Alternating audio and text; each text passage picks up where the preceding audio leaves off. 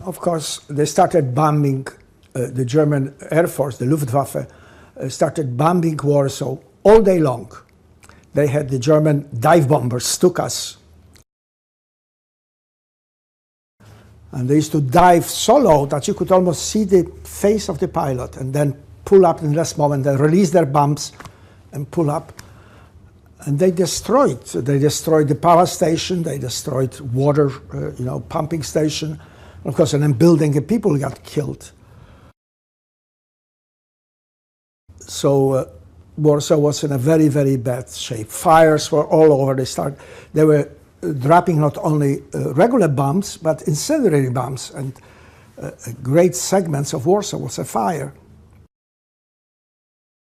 We found ourselves without any means, no money at all. All the banks, of course, when they were closed up, and we had nothing. So the factory that my father managed was in northeastern Poland, in Belarus today. He went with us there, and he says he's going to go to the factory. Perhaps he can recover some money because they had a bank there and was not occupied by the Germans yet.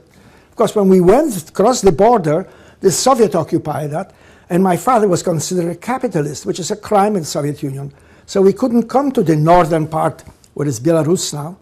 That's where we escaped to the southern part, Ukraine.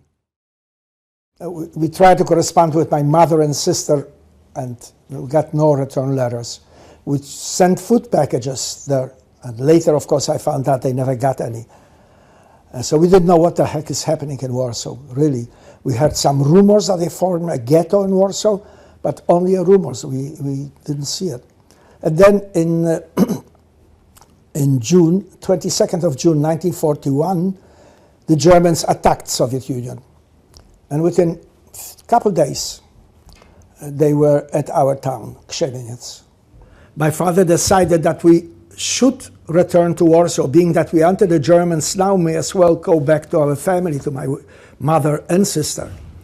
By that time, an order came out that all the Jews must wear on the left breast and in the back of their jackets or outer clothing a yellow patch.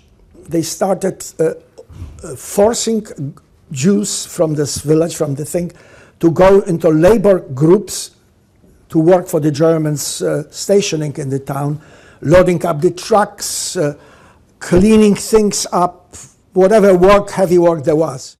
We snuck into the forest, tore up the yellow patches, and we waited. We got into, and it got totally dark. We walked toward the railroad station, hoping to get a train that will take us to the major city in Ukraine, Lvov in Polish, and from there a train to Warsaw.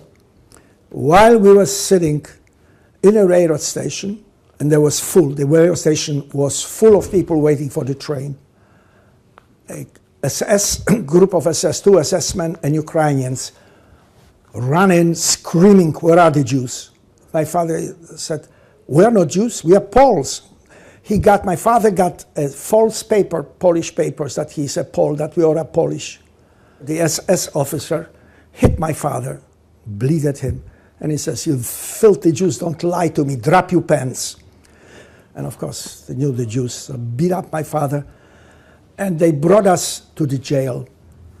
And we were in that cell several weeks when one night the SS and the Ukrainian guards opened up the door and called up the names of half of the cell by name. They let them outside. We didn't know what's happening. We thought perhaps there'll be a trial or something will tell us what will happen to us, A couple hours later, the door opened. It was already middle of the night. It must have been like 1, 2 o'clock, I don't know. The door opened again, the same SS with the Ukrainians, everybody out. They ran us out of the building, around the building on one side.